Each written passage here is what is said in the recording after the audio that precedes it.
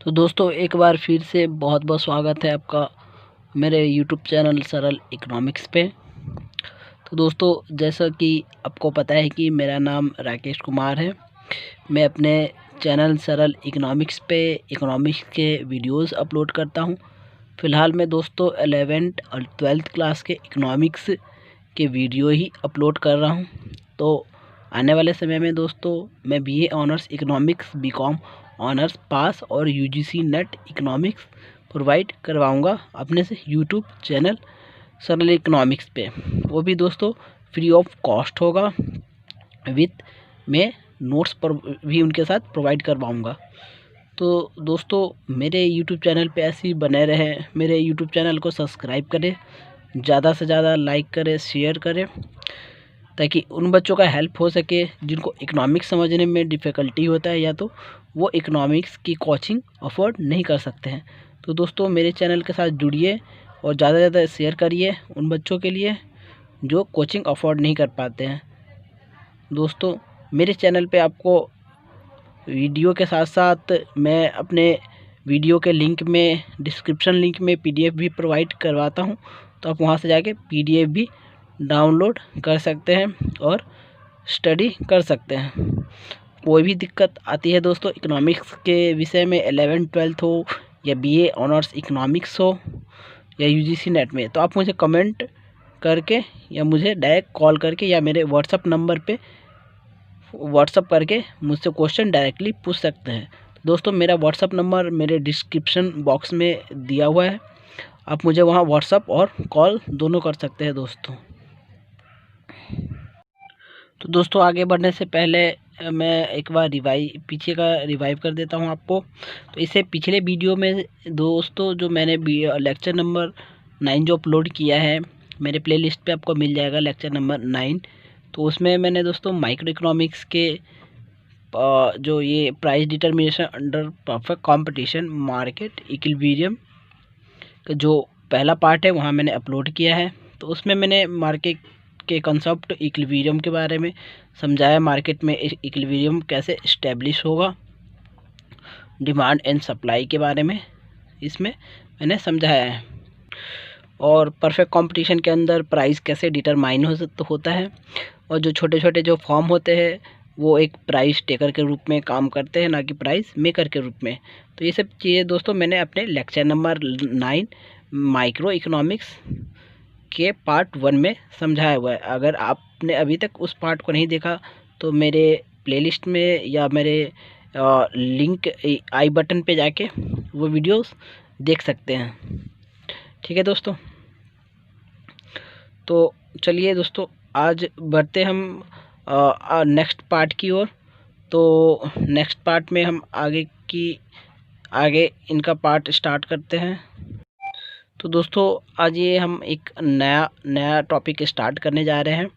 तो दोस्तों इससे जो पिछले जो टॉपिक कवर करवाया था मैंने, जो परफेक्ट कंपटीशन प्राइस डिटर्मिनेशन का जो पहला पार्ट है वो मेरे प्लेलिस्ट में आपको मिल जाएगा। वहाँ पे मैंने जो इनके स्टार्टिंग के पार्ट थे परफेक्ट कंपटीशन में, फॉर्म के बारे में और इंडस्ट्री के बारे में, उनके डिमांड और सप्लाई कर्व, फॉर्म के डिमांड कर्व, फॉर्म के सप्लाई कर्व के बारे में मैंने वहाँ पढ़ा है।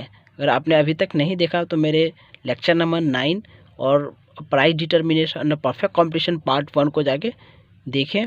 उसके बाद ये चीज़ आपको जो आज मैं पढ़ाने वाला हूँ और इजीली समझ आ जाएगा दोस्तों परफेक्ट कंपटीशन में हमेशा हम दो मार्केट की बात करते हैं। एक है मार्केट हमारे पास फॉर्म और एक है इंडस्ट्री। तो इंडस्ट्री दोस्तों जो हमारे पास होती है वो क्या है, एक प्राइस मेकर है, और जो छोटे छोटे फॉर्म है वो क्या है, एक प्राइस टेकर है।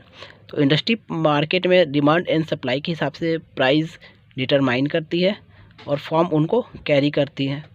ठीक है दोस्तों, तो फॉर्म का पास इतना कोई बार्गेनिंग पावर रह नहीं जाता कि मार्केट में अपने गुड्स पे वो प्राइस बार्गेन कर सके, क्योंकि वह यहाँ सारा कंट्रोल इंडस्ट्री के हाथ में है। तो इंडस्ट्री से रिलेटेड ये टॉपिक है हमारा, viable and non viable industry. तो यहाँ हमें फॉर्म करना स्टडी करके हमें इंडस्ट्री के बारे में स्टडी करना है। तो वाइबल दोस्तों एक सिंपल वर्ड है। वाइबल का मतलब होता है एक इक्विलिब्रियम पॉइंट, जहाँ पे एक बायर एंड सेलर एक इक्विलिब्रियम पॉइंट जहाँ एस्टेब्लिश करते हैं, जहाँ एक लाइन दूसरे लाइन को कट करती है, वो एक वाइबल इंडस्ट्री हो जाता है। जहाँ पे जिस प्राइस पे एक सेलर सेल करना चाहता है उसी प्राइस पे एक बायर उन चीज़ों को बाय कर लेता है, तो मार्केट का इक्विलिब्रियम हो जाता है, एक इक्विलिब्रियम एस्टेब्लिश कर लेता है। तो उस कंडीशन को हम एक वाइबल इंडस्ट्री के रूप में कहते हैं। और नॉन वाइबल दोस्तों उसका एक अपोजिट वर्जन है। से नॉन वाइबल में जिस प्राइस पे एक सेलर जो है सेल करना चाहता है, क्या पता उस प्राइस पे वो बायर बाय ना करना चाहता हो, उसको प्राइस ज़्यादा लगे, या जिस कम प्राइस पे बायर जो है डिमांड करते हैं गुड की, उस कम प्राइस पे सेलर एग्री ना हो किसी वस्तु को सेल करने के लिए, क्योंकि उनमें उनको लॉस लग जाएगा। तो वहाँ क्या होता है दोस्तों, इक्विलिब्रियम इस्टेब्लिश नहीं हो पाता है। तो ऐसे इंडस्ट्री को हम क्या कहते हैं, नॉन वाइबल इंडस्ट्री। ठीक है दोस्तों, आई होप कि आपको ये concept viable and non viable का क्लियर हो गया होगा दोस्तों। तो ये दोस्तों ये मैंने इनके डेफिनेशन नीचे लिखे हुए हैं। An industry is said to be economically viable if corresponding to the minimum price at which it can afford to sell it product there is some demand in the market. एक ऐसा price जो producer cell करना चाह रहे हैं और उस price में मार्केट पे डिमांड हो, that price where supply and demand happen to coincide. मतलब जहाँ पे डिमांड और सप्लाई कोइंसाइड कर जाए, मिल जाए, एक दूसरे को कट कर ले और एक इक्विलिब्रियम इस्टेब्लिश कर ले, तो क्या दोस्तों एक वाइबल इंडस्ट्री कहलाती है। जैसा कि दोस्तों ये वाइबल इंडस्ट्री का डायग्राम है। ये वाइबल इंडस्ट्री में देखिए ये सप्लाई कर्व है। सप्लाई कर्व हमेशा अपवर्ड स्लोपिंग होता है, क्योंकि जैसे जैसे हमारा वाई एक्सिस पे प्राइस बढ़ेगा तो इस वजह से क्वांटिटी हमारी सप्लाई क्या इंक्रीज़ करेगी, क्योंकि एक बढ़े हुए प्राइस पे हमेशा एक प्रोड्यूसर ज़्यादा वस्तु को सेल करना चाहता है, क्योंकि उनको प्रॉफिट उसमें ज़्यादा होता है। कोई भी नहीं चाहता कि मेरी वस्तु कम पैसे पे बिक जाए या कम मतलब उनको कम प्रॉफिट में उन चीज़ों को बेचना पड़ जाए। ठीक है दोस्तों, इसलिए सप्लाई कर्व हमेशा पॉजिटिव स्लोप होता है, क्योंकि वाई एक्सिस पे हम प्राइस को लेते हैं और एक्सिस पे सप्लाई को ले रहे हैं, क्वांटिटी सप्लाई को। तो जैसे जैसे प्राइस बढ़ेगा उस वजह से सप्लायर अपने गुड्स को ज़्यादा सेल करना चाहेगा एट अ हाई प्राइस पे। और डिमांड कर्व हमेशा दोस्तों नेगेटिव स्लोप होता है। क्यों? क्योंकि जैसे जैसे प्राइस बढ़ेगा एक बायर जो कंज्यूमर क्या होता है उस चीज़ों को प्रीफर करना कम करता है, उसकी क्वांटिटी कम करता है। ठीक है दोस्तों, इसलिए डिमांड कर्व हमेशा नेगेटिव रहता है। जैसे प्राइस घटेगा तो डिमांड हमारी बढ़ जाएगी और प्राइस बढ़ेगा तो डिमांड घट जाएगी। तो हम वाइबल इंडस्ट्री की यहाँ बात कर रहे थे दोस्तों। तो वाइबल में ये जो ये पॉइंट यहाँ पे जो इंटरसेक्शन पॉइंट है, यहाँ पे जहाँ पे डिमांड एंड सप्लाई दोनों इंटरसेक्ट कर रहे हैं, ये क्या है दोस्तों एक वाइबल इंडस्ट्री। यहाँ पे प्रोड्यूसर जिस प्राइस में कंज्यूमर को बेचना चाह रहा है वहाँ उसी प्राइस पे कंज्यूमर क्या डिमांड कर रहे हैं उनके प्रोडक्ट की। तो ये दोनों यहाँ पे मैट करेंगे, ये दोनों कर्व, और क्या एक इक्विलिब्रियम एस्टेब्लिश करेंगे। ठीक है दोस्तों, तो ये एक वाइबल इंडस्ट्री कहलाएगी। और इसी में दोस्तों है हमारा एक नॉन वाइबल। तो जैसा कि मैंने ऊपर बताया था कि दोस्तों नॉन वाइबल वो मार्केट होंगे, वो इंडस्ट्री होंगी जहाँ पे प्राइस इक्विलिब्रियम इस्टेब्लिश नहीं कर पाता है, जहाँ पे या तो प्राइस ज़्यादा हो, उस प्राइस पे कोई बायर बाय ना करना चाहता हो, या तो प्राइस लेस हो जिस प्राइस पे प्रोड्यूसर उस चीज़ गुड को सेल नहीं करना चाहते, क्योंकि उनको लॉस लग जाएगा। ठीक है दोस्तों, तो उस कंडीशन में डिमांड एंड सप्लाई मैट नहीं करते हैं, दोनों अलग डायरेक्शन में वर्क करते हैं। तो इसलिए वो इंडस्ट्री के एक नॉन वाइबल इंडस्ट्री कहलाती है। तो दोस्तों जैसे एक डेफिनेशन है यहाँ पे नॉन वाइबल का, there is no price corresponding to which supply and demand for the product happen to coincide. ऐसा कोई भी प्राइस एग्जिस्ट नहीं कर रहा है जिससे क्या डिमांड एंड सप्लाई एक दूसरे को इंटरसेक्ट कर ले या कोइंसाइड कर ले। तो इस केस में क्या होगा दोस्तों, डिमांड सप्लाई कर हमेशा क्या डिमांड कर से ऊपर रहेगा। तो ये मैंने डायग्राम ड्रॉ किया है, उसके मदद से आपको एक बार समझाने की कोशिश करता हूँ। तो ये दोस्तों डायग्राम है नॉन वाइबल इंडस्ट्री का। तो यहाँ पे हम देख रहे हैं कि सप्लाई कर्व स्लोपिंग कर रहा है और डिमांड कर्व एक डाउनवर्ड स्लोपिंग कर रहा है, दोनों एक दूसरे को इंटरसेक्ट नहीं कर रहे। तो इस कंडीशन में सप्लाई अपवर्ड इसलिए स्लोपिंग कर रहा है क्योंकि एक प्रोड्यूसर चाह रहा है कि मेरी जो गुड्स है वो हमेशा एक हाई प्राइस पे बिके, क्योंकि एक हाई प्राइस पे हम ज़्यादा चीज़ों को बेच सकते हैं और हमें उतना ही प्रॉफिट अर्न करने का मौका मिलेगा। तो इसलिए ये सप्लाई कर्व क्या है दोस्तों, अपवर्ड स्लोपिंग दिखा रहा है हमें, और उसी प्राइस पे हायर प्राइस पे कंज्यूमर क्या कम डिमांड करना प्रेफर करेंगे, तो इसलिए हमारा डिमांड कर्व क्या डाउनवर्ड स्लोपिंग दिखा रहा है दोस्तों, क्योंकि कोई भी नहीं चाहेगा कि एक हाई प्राइस पे हम एक गुड को ज़्यादा से ज़्यादा प्रीफर करें। इसलिए मार्केट में एक इक्विलिब्रियम इस्टेब्लिश नहीं हो रहा है, क्योंकि यहाँ पे बायर और जो सेलर है, जो सेलर और बायर है वो क्या एक दूसरे को मतलब एग्री नहीं कर रहे हैं, ना ही जो कंज्यूमर उस प्राइस पे परचेज करना चाहता है और ना ही सेलर एक लो प्राइस पे बेचना चाह रहे हैं। तो इसलिए ये इंटरसेक्ट नहीं कर रही। इस इंडस्ट्री को हम क्या कहते हैं दोस्तों, नॉन वाइबल इंडस्ट्री के रूप में इनको जानते हैं। ठीक है दोस्तों, तो ये वाइबल नॉन वाइबल का कॉन्सेप्ट आपका क्लियर हो गया। अगर फिर भी डाउट होगा इसमें तो मेरे को कमेंट कर सकते हैं आप, और क्वेश्चन पूछ सकते हैं कि ये चीज़ नहीं समझ आया मुझे, मैं आपकी पूरी हेल्प करूँगा दोस्तों।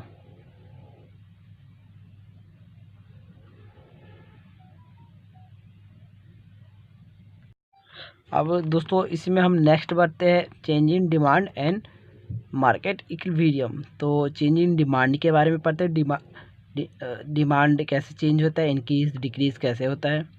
दोस्तों आई होप कि आपको डिमांड के बारे में प्रीवियस चैप्टर्स में आपने पढ़ा होगा, डिमांड के बारे में, डिमांड क्या होता है, और मैंने अभी भी ऊपर भी समझाया था, डिमांड और प्राइस का रिलेशन समझाया था, हमेशा नेगेटिव होगा। जो आपके बुक के हिसाब से अभी जो आपको पढ़ना है उसमें आपको नेगेटिव ही शो करना है दोस्तों। अगर आप हायर स्टडीज़ करते हैं इकोनॉमिक्स में तो उस केस में गुड्स के डिफरेंस हो जाएंगे, जैसे गिफन गुड पढ़ेंगे आप, इन्फीरियर गुड पढ़ेंगे, लग्जरी गुड पढ़ेंगे और नॉर्मल गुड। तो उन कंडीशन में थोड़े आपको चेंजेस देखने को मिलेगा वहाँ पे, लेकिन आपको फ़िलहाल अभी के लिए हमें नेगेटिव ही डिमांड कर पढ़ना है दोस्तों। यहाँ पे अगर प्राइस अप होगा तो डिमांड कम होगा, और प्राइस लो होगा तो डिमांड ज़्यादा होगा दोस्तों। तो हमारे पास जो नेक्स्ट टॉपिक है, change in demand has to aspect, या तो हमारे पास डिमांड इंक्रीज़ होगा दोस्तों, या तो डिमांड डिक्रीज़ होगा। तो डिमांड इंक्रीज़ इन डिमांड, तो पहले हम इंक्रीज़ के बारे में पढ़ते हैं। डिमांड इंक्रीज़ क्यों होता है? डिमांड मतलब दोस्तों आपको एक जो प्रीवियस आपने पढ़ा होगा, डिमांड मतलब जो भी मार्केट में कंज्यूमर जो भी गुड्स एंड जो भी सर्विसेज खरीद रहे हैं उनको क्या एक डिमांड कहते हैं हम। ठीक है दोस्तों, जो भी मार्केट में चीज़ें बिकने के लिए अवेलेबल है वो एक चीज़ें क्या है, कंज्यूमर उन चीज़ों को गुड को डिमांड कर रहे हैं, तो उसको क्या हम एक डिमांड बोलते हैं दोस्तों। और जो भी प्रोड्यूसर उन चीज़ों को सप्लाई कर रहे हैं, उनके नीड को फुलफ़िल कर रहे हैं, वो क्या एक सप्लाई है दोस्तों। ठीक है, डिमांड हमेशा एक कंज्यूमर ही करते हैं, कंज्यूमर एक, और प्रोड्यूसर सप्लाई भी कर सकते हैं और कंज्यूम भी कर सकते हैं। मतलब कंज्यूमर एक प्रोड्यूसर भी हो सकता है और एक प्रोड्यूसर कंज्यूमर भी हो सकता है दोस्तों। डुअल रोल परफॉर्म करते हैं जो भी कंज्यूमर और प्रोड्यूसर होते हैं दोस्तों। तो फ़िलहाल हमें उधर जाने की ज़रूरत नहीं है दोस्तों, हमें बस अभी पढ़ना है कि इंक्रीज़ इन डिमांड, डिमांड क्यों इंक्रीज़ होते हैं। तो दोस्तों एक चीज़ आपको बता दूं दोस्तों, जब भी हमारा डिमांड जब इंक्रीज़ होगा तो वो हम उसको राइटवर्ड शिफ्ट करते हैं दोस्तों। अगर जब भी हमारा डिमांड डिक्रीज़ होगा तो उसको हम लेफ्टवर्ड शिफ्ट करते हैं, अपने लेफ्ट हैंड के साइड शिफ्ट करते हैं। और इंक्रीज़ हो रहा है तो हम अपने राइट हैंड साइड की तरफ उसको शिफ्ट करते हैं दोस्तों। ठीक है दोस्तों, इसमें मूवमेंट भी होता है, लेकिन अभी आपको फ़िलहाल इसके लिए इसमें जो पढ़ना है आपको शिफ्ट ही पढ़ना है। तो in case of increase in demand, demand curve shift to the right. अगर डिमांड कर्व इंक्रीज़ करता है तो कहाँ दोस्तों शिफ्ट करेगा, राइट की ओर शिफ्ट करेगा, ना कि लेफ़्ट की ओर। ठीक है दोस्तों, the effect of increase in demand is explain through out, diagram के थ्रू हम पहले इसको डायग्राम के थ्रू समझ लेते हैं, उसके बाद हम इनके थ्योरेटिकल पार्ट को भी पढ़ेंगे। तो देखते हैं दोस्तों, तो पहला हमारा वाई एक्सिस पे हम ड्रॉ करते हैं प्राइस को, और एक्स एक्सिस पे हम लेते हैं क्वांटिटी को, जितना भी क्वांटिटी बाय हो रहा है मार्केट में एक पर्टिकुलर प्राइस पे, इसलिए हम एक्स एक्सिस पे क्वांटिटी को लेते हैं, वाई एक्सिस पे प्राइस को। तो पी पे हम देखते हैं दोस्तों, पहला जो हमारा इक्विलिब्रियम है डी कर्व है, ये जो नेगेटिव कर्व है क्या दोस्तों, डिमांड कर्व है। एक ये हमारा पॉजिटिव कर्व क्या दोस्तों, सप्लाई कर्व है। यहाँ में सप्लाई में कोई चेंजेस नहीं करना है, जो भी हम चेंजेस पढ़ेंगे यहाँ पे सिर्फ डिमांड रिलेटेड ही पढ़ेंगे, ना कि सप्लाई रिलेटेड। सप्लाई हमारा इस केस में कांस्टेंट है, सप्लाई पे हमें कोई इफेक्ट नहीं करना है, जो भी इफेक्ट होगा दोस्तों वो डिमांड में ही होना है। तो डिमांड हमारा है दोस्तों, ये डिमांड कर्व है डाउनवर्ड स्लोपिंग। क्यों होता है मैंने बता दिया था, डाउनवर्ड स्लोपिंग क्यों होगा। सप्लाई हमेशा अपवर्ड स्लोपिंग रहेगा, ये भी बता दिया है दोस्तों। तो जो इक्विलिब्रियम पहला इस्टेब्लिश हो रहा है दोस्तों ई पॉइंट पे, यहाँ पे डिमांड कर्व और सप्लाई कर्व इंटरसेक्ट कर रहे हैं एक दूसरे को ई पॉइंट पे, जहाँ पे पी प्राइस ये है और क्वांटिटी क्यू है दोस्तों। ठीक है दोस्तों, सपोज़ कि जो चीज़ें हम मार्केट में डिमांड कर रहे हैं उसकी डिमांड बढ़ गई, मतलब लोगों में इतना क्रेज हो गया इन चीज़ों का कि वो ज़्यादा ही परचेस करने लग गए, या तो उसके टेस्ट की वजह से, या तो मार्केट वैल्यू की, मार्केट डिमांड की वजह से, या तो एक मार्केट में मतलब उनके नीड की वजह से, कोई भी कारण हो सकता है डिमांड बढ़ने का। तो सपोज़ मार्केट में डिमांड बढ़ गए, तो डिमांड कर्व शिफ्ट कर गया आगे D1 और D1, पहले D था अब D की तरफ, D1 की तरफ शिफ्ट कर रहा है ये, मतलब हमारे राइट वर्ड में शिफ्ट कर दिया, मतलब डिमांड शिफ्ट कर गया। यहाँ तो दोस्तों हमारे पास सप्लाई क्या है, कांस्टेंट है, सप्लाई इंक्रीज़ हम नहीं किए, सप्लाई कर्व हमारा सेम है, हमने सप्लाई को डाउनवर्ड और अपवर्ड नहीं शिफ्ट कर रहे हैं, सप्लाई हमारा सेम है। तो दोस्तों एक कॉन्सेप्ट है इसमें, क्या है, अगर हमारे डिमांड बढ़ रहे, अगर हमारे सप्लाई कांस्टेंट है, अगर हम सप्लाई को घटा या बढ़ा नहीं रहे, तो इस केस में हमारे दोस्तों प्राइस क्या एक ज़्यादा इंक्रीज़ होता है। ठीक है दोस्तों, अगर हम सप्लाई यहाँ बढ़ाते हैं तो हमारे प्राइस पे उतना इफेक्ट नहीं पड़ेगा, इसके अराउंड में कुछ बढ़ेगा। ठीक है दोस्तों, अगर हम सप्लाई कांस्टेंट रख के सिर्फ डिमांड बढ़ा रहे हैं, तो इसका मतलब क्या है दोस्तों कि मार्केट में उस वस्तु की डिमांड ज़्यादा है और सप्लाई कम है। बेसिक सी बात है दोस्तों, अगर किसी वस्तु की डिमांड ज़्यादा होगी, कोई वस्तु कंज्यूमर ज़्यादा बाय करना चाहेंगे और उसकी सप्लाई पीछे से होना, मार्केट में वो वस्तु अवेलेबल होना, तो उसका जाहिर सी बात है दोस्तों प्राइस बढ़ना ही बढ़ना है। तो यही केस हो रहा है इस डायग्राम में। ठीक है दोस्तों, यहाँ पे डिमांड जो है बहुत ज़्यादा हो रहा है मार्केट में और सप्लाई नहीं है, सप्लाई हमारा कांस्टेंट है। तो इस दोस्तों में इसमें क्या होगा, हमारा प्राइस रैपिडली इंक्रीज़ कर जाएगा, पी से P1 पे चला जाएगा हमारा प्राइस, और क्वांटिटी कितना बाय करेंगे P1 पे, Q से Q1 क्वांटिटी बाय होगा इस गिवन प्राइस पे। ठीक है दोस्तों, प्राइस हमारा रैपिडली इंक्रीज़ कर जाएगा क्योंकि सप्लाई हमारा कांस्टेंट है, सेम सप्लाई पे हम डिमांड को बढ़ा रहे हैं, डिमांड यहाँ भी शिफ्ट हो सकता है, यहाँ भी शिफ्ट हो सकता है। ठीक है दोस्तों, लेकिन हमें उतना नहीं पढ़ना, हमें अभी इसी D और D1 के बारे में पढ़ना है। तो जो नया इक्विलिब्रियम एस्टेब्लिश हो रहा है, जहाँ पे D1 जो सप्लाई कर्व को इंटरसेक्ट कर रहा है एट अ पॉइंट E1 पे, तो E1 पे जो हमारा प्राइस है दोस्तों P1 है और क्वांटिटी Q1 है। ठीक है दोस्तों, इन दोनों में डिफरेंस देखो दोस्तों, कितना प्राइस इंक्रीज़ कर गया डिमांड के इंक्रीज़ करने थे। यही हम अगर सप्लाई इंक्रीज़ करते तो सप्लाई हमारा डाउनवर्ड शिफ्ट होता दोस्तों यहाँ पे, और प्राइस में हमें उतना गेन देखने को नहीं मिलता, जितनी हमारी फास्टली क्वांटिटी चेंज होती उतना प्राइस में इफेक्ट नहीं होता। लेकिन यहाँ क्या दोस्तों, हमारा सप्लाई कांस्टेंट है, एक सप्लाई रख के हम मार्केट में डिमांड बढ़ा रहे हैं, सप्लाई हमने रोक दिया है और सिर्फ उसकी मांग बढ़ रही है, मार्केट में डिमांड बढ़ रही है, तो जाहिर सी बात है प्राइस बढ़ेगा ही बढ़ेगा दोस्तों। तो दोस्तों ये है एक इंक्रीज डिमांड, इसके कई सारे फैक्टर हो सकते हैं इंक्रीज डिमांड के। गुड्स नीडी हो, हमें बहुत ज़रूरी है उन गुड्स की, मार्केट में एक ट्रेड चलता है दोस्तों कि हमें ये चीज़ परचेज़ करना ही करना है। ठीक है दोस्तों, बहुत सारे कारण हो सकते हैं, उनके टेस्ट हो सकते हैं, उनके प्रेफरेंस हो सकते हैं, कंज्यूमर के उन समय में उन चीज़ों को ज़्यादा प्रीफर कर रहे हैं उन गुड्स को खरीद करने में, और उसकी सप्लाई मार्केट से आगे से मतलब प्रॉपर नहीं हो, जितना हम एक कंज्यूमर डिमांड करे, अगर उसकी सप्लाई कम हो जाए तो उस डिमांड बढ़ने के बहुत सारे कारण हो सकते हैं। ठीक है दोस्तों, तो नया इक्विलिब्रियम पॉइंट क्या है दोस्तों, ई से E1 पे शिफ्ट कर रहा है, जहाँ पे P1 प्राइस होगा और Q1 क्वांटिटी होगा। आई होप कि ये चीज़ आपको समझ आ गया होगा, डिमांड इंक्रीज़ क्यों कर रहा है। अगर फिर भी ना समझ आए दोस्तों तो आप मुझे कमेंट करके पूछ सकते हैं इस डायग्राम के बारे में। तो ये दोस्तों इंक्रीज इन डिमांड का ये एक्सप्लेनेशन है, आप इसको एक बार रीड कर लीजिएगा। जो चीज़ें मैंने समझाया वो चीज़ें इसमें लिखा हुआ है दोस्तों। ठीक है दोस्तों, एक बार आप इनको रीड कर लीजिएगा। उसके बाद हम पढ़ते हैं decrease in demand. Decrease in demand दोस्तों अपोजिट है इंक्रीज़ इन डिमांड का। वहाँ पे इंक्रीज़ इन डिमांड में क्या हो रहा था दोस्तों, डिमांड हमारी बढ़ रही थी मार्केट प्रेफरेंस की वजह से, कंज्यूमर उन चीज़ों को ज़्यादा डिमांड कर रहे थे। और यहाँ क्या दोस्तों, डिक्रीज इन डिमांड मतलब यहाँ कंज्यूमर उन चीज़ों को जो पहले यूज़ करते थे उनसे और भी कम यूज़ करना चाह रहे हैं, या तो उनके लिए इसके बहुत सारे रीज़न हो सकते हैं।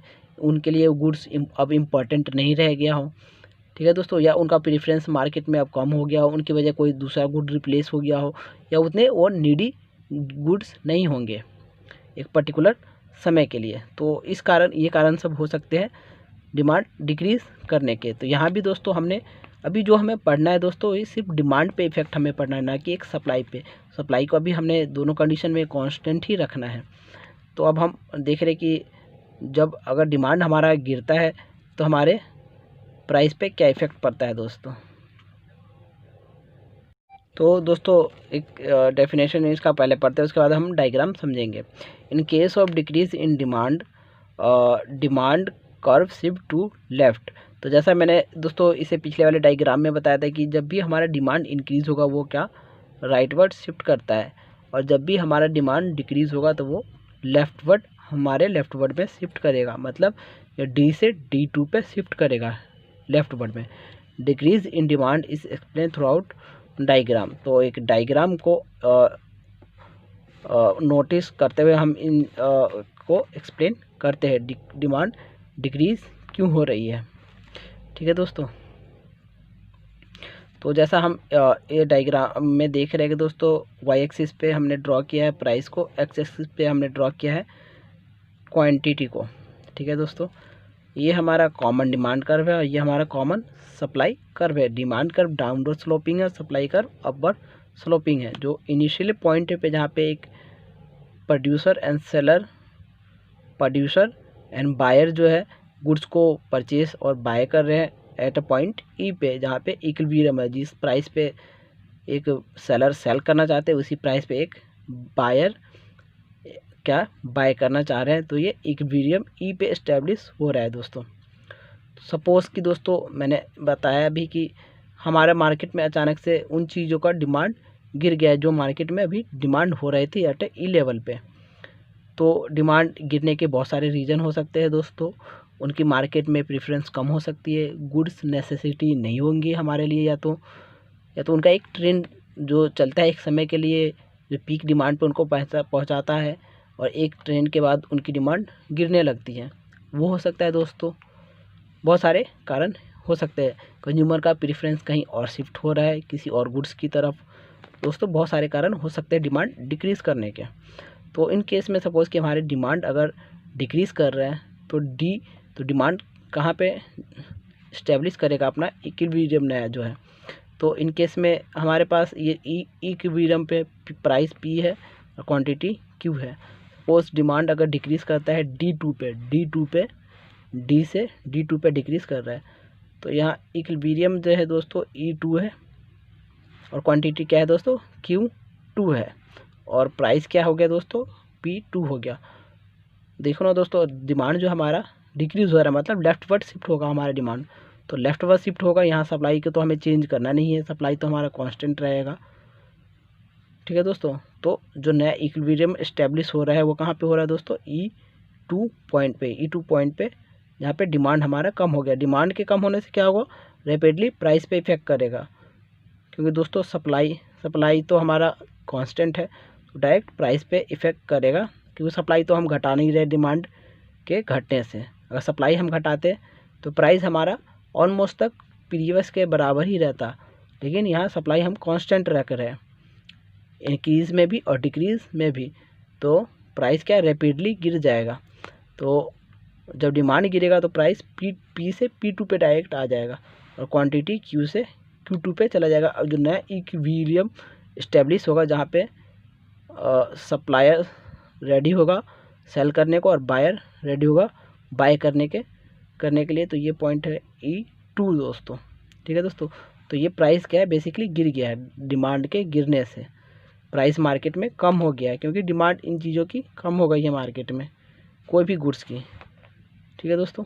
और क्वांटिटी भी कम हो गई है। पहले हम Q परचेज़ कर रहे थे, अब Q2 परचेज़ करेंगे एट अ प्राइस P2 पे, ठीक है दोस्तों। तो ये था दोस्तों एक डिमांड का इंक्रीज़ और डिक्रीज़ का जो एक छोटा सा डिस्क्रिप्शन था, ब्रीफ था। ये है एक दोस्तों बहुत डिटेल में है, आपने डिमांड में भी चैप्टर वाले में पढ़ा होगा। इनमें दो केस होते हैं दोस्तों, एक होता है डिमांड इंक्रीज़ और डिक्रीज़ और एक होता है डिमांड शिफ्ट करना। उस केस में हम वो केस हमने प्रीवियस में पढ़ा होगा दोस्तों। अगर नहीं पढ़ा होगा तो मैं अपने यूट्यूब चैनल पे उसको भी कवर करवाऊँगा आने वाले समय में, तो आप बने रहिएगा मेरे यूट्यूब चैनल पे ताकि आप अच्छे से समझ सकें, ठीक है दोस्तों। तो इसका एक्सप्लेनेशन दोस्तों मैंने नीचे लिख दिया है, आप एक बार इसको रीड कर लीजिएगा। कुछ ना समझ आए तो मेरे से कमेंट में मेरे को व्हाट्सअप कर सकते हैं, कॉल कर सकते हैं दोस्तों। तो दोस्तों नेक्स्ट इसी में है आपका जो नेक्स्ट है, इसमें दोस्तों हम वही डिमांड इंक्रीज़ और डिक्रीज़, जो भी डिमांड हमारे शिफ्ट हो रहे हैं, जो नया इक्विलिब्रियम एस्टेब्लिश हो रहा है, प्रोड्यूसर जो है एक प्रोडक्शन जो बढ़ा रहे हैं एट हाई प्राइस पे, उनको बेचने का मौका मिल रहा है। तो इन्हीं का दोस्तों एक एक्सप्लेनेशन है ये कि कैसे ये चीज़ें अचीव कर रही है। तो इसमें दोस्तों है कि how is equilibrium stuck when demand curve shift to the right.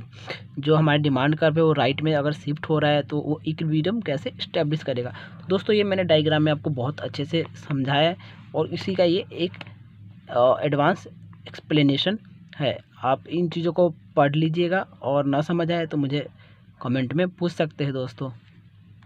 ये जैसा डायग्राम में मैंने आपको समझाया था दोस्तों कि डिमांड बढ़ने से क्या होगा दोस्तों कि हमारे अगर सप्लाई कांस्टेंट हमने रखा है तो दोस्तों जैसे जैसे मार्केट में डिमांड बढ़ेगा तो वैसे वैसे प्राइस क्या बढ़ता चला जाएगा। और एक हायर प्राइस पे एक प्रोड्यूसर क्या ज़्यादा सप्लाई करेगा, वो अपने सप्लाई कर्व को शिफ्ट नहीं करेगा, सप्लाई बढ़ाएगा एट डिमांड को देख के। तो उस कंडीशन में क्या वो हायर प्राइस में ही उन गुडों को बेचना चाहेगा, ना कि लोअर प्राइस में।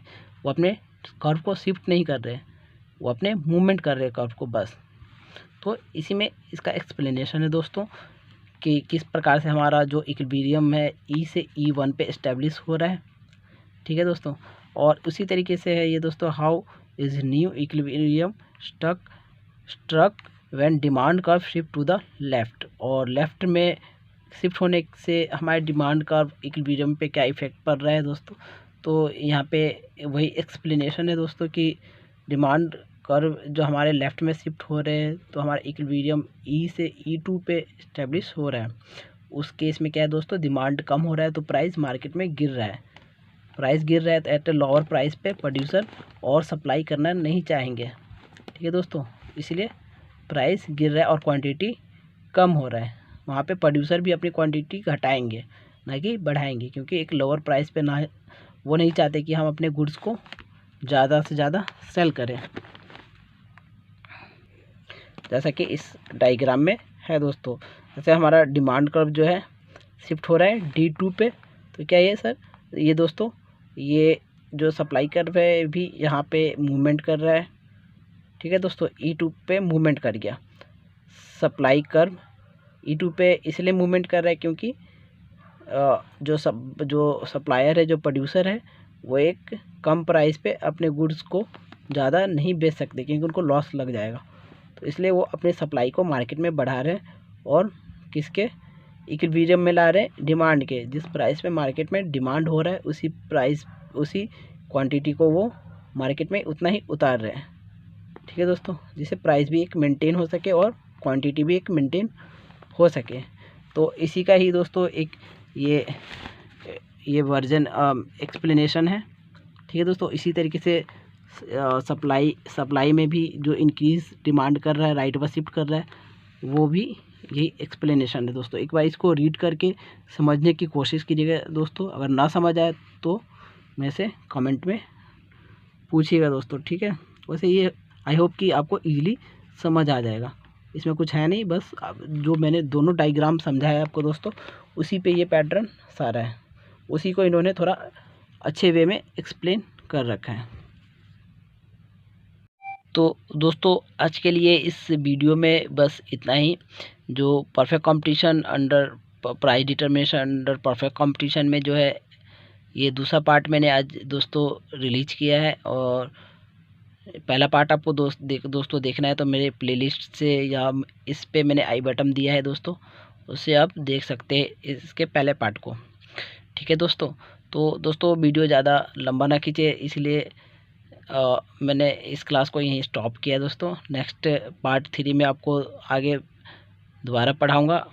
तो ये दोस्तों ये चैप्टर थोड़ा बड़ा है, इसमें 4-5 वीडियोस मेरे को कवर करने पड़ेंगे इस चैप्टर को कंप्लीट करने के लिए। ठीक है दोस्तों। तो नेक्स्ट वीडियो में हम पढ़ेंगे दोस्तों, अगर सप्लाई कर्व हमारा परफेक्ट इलास्टिक हो जाए या इनइलास्टिक हो जाए तो हमारे डिमांड कर्व पे क्या इफ़ेक्ट होगा। तो इससे दोनों जो डायग्राम हमने पढ़ा है उसमें क्या है, हमारे सप्लाई कर्व मूवमेंट कर रहे हैं, डिमांड क्या शिफ्ट हो रहा है, डिमांड मूवमेंट नहीं कर रहा है, डिमांड शिफ्ट हो रहा है, और सप्लाई क्या मूवमेंट कर रहे हैं, एक पॉइंट से दूसरे पॉइंट पे मूव कर रहे हैं। ठीक है दोस्तों।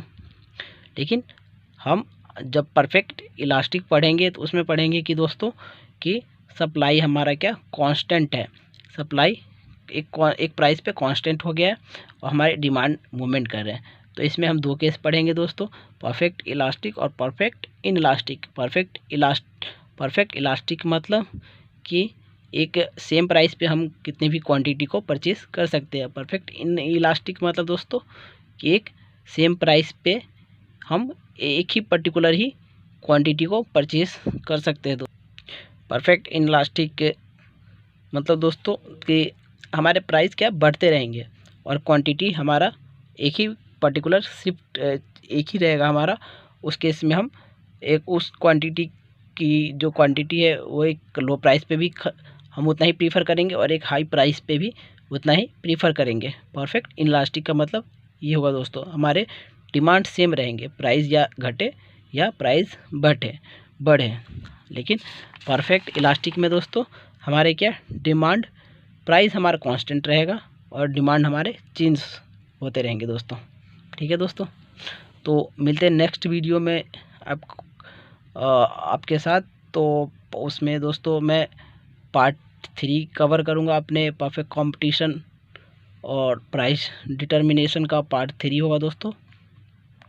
तो दोस्तों मेरे चैनल को ज़्यादा से ज़्यादा सब्सक्राइब करें, लाइक करें, शेयर करें, ताकि दोस्तों मैं और ऐसे फ्री वीडियोस आपके लिए बना सकूं जो आपको इकोनॉमिक्स समझने में और नोट्स इजी बनाने में आपको मदद करे। तो दोस्तों आज के लिए बस इतना ही।